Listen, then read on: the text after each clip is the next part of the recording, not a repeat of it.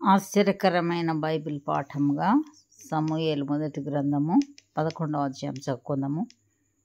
అమ్మోనీయుడైన నాహాషు బయలుదేరి యాబేష్ గిలాదుకెదురుగా దిగినప్పుడు యాబేషు వారందరూ, మేము నీకు సేవ చేయుదుము, మాతో నిబంధన చేయమని నాహాషుతో అనిరి. ఇశ్రాయేలీయులందరి మీదికి నింద తెచ్చినట్లు మీ అందరి కుడి కన్నులను ఊడదీయుదునని మీతో నేను నిబంధన చేసేదనని అమ్మోనీయుడైన నాహాషు యాబేషు వారి పెద్దలతో చెప్పగా, వారు, మేము ఇశ్రాయేలీల సరిహద్దులన్నిటికీ దూతలను పంపుటకై 7 దినముల గడువు మాకిమ్ము, మమ్మను రక్షించుటకు ఎవరునూ లేకపోయిన ఎడల మమ్మను మేము నీకప్పగించుకొనేదమనిరి.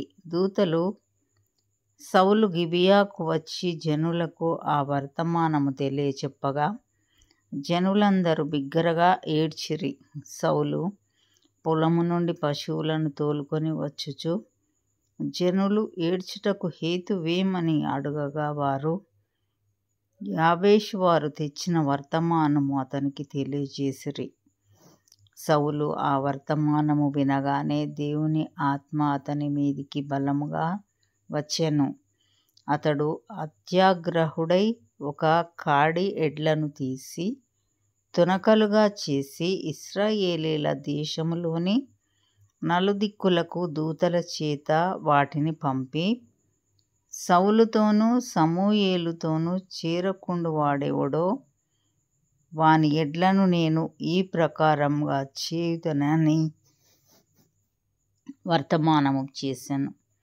అందువలన యెహోవా భయము జనుల మీదికి వచ్చెను గనుక ఒకడైనను నిలవకుండా వారందరూ వచ్చిరి. అతడు బెజెకులో వారిని లెక్కపెట్టగా ఇశ్రాయేలు వారు 3,00,000 మందియు, యూదావారు 30,000 మందియు అయ్యిరి. అప్పుడు రేపు మధ్యాహ్నములోగా మీకు రక్షణ కలుగునని యాబేష్ గిలాదు వారితో చెప్పుడని వచ్చిన దూతలతో ఆజ్ఞనిచ్చి వారిని పంపివేశెను. దూతలు పోయి యాబేషు వారికి ఆ వర్తమానము తెలుపగా వారు సంతోషపడిరి. కాబట్టి యాబేషు వారు నాహాషు యొక్క దూతలతో ఇట్లనిరి, రేపు మేము బయలుదేరి మమ్మను అప్పగించుకొందుము. అప్పుడు మీ దృష్టికి ఏది అనుకూలమో అది మాకు చేయవచ్చును.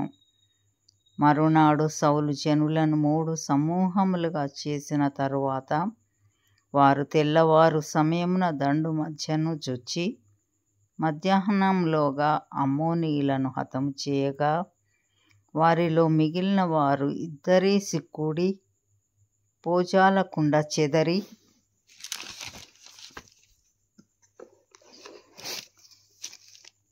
చెదరిపోయిరి. జనులు, సౌలు మనలను ఏలునా అని అడిగిన వారేరి, మేము వారిని చంపునట్లు ఆ మనుషులను తెప్పించుడని సమూయేలుతో అనగా, సౌలు, నేడు యెహోవా ఇశ్రాయేలీలకు రక్షణ కలుగచేసెను గనుక ఈ దినమున ఏ మనుషుని మీరు చంపవద్దనెను.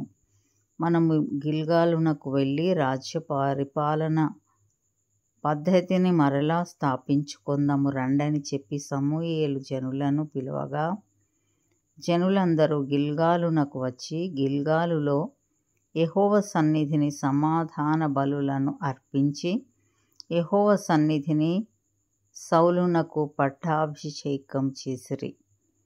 సౌలును ఇశ్రాయేలీయులందరూ అక్కడ బహుగా సంతోషించిరి. ఇంతటితో ఈ దినం కొరకైన బైబిల్ పాఠము సరి.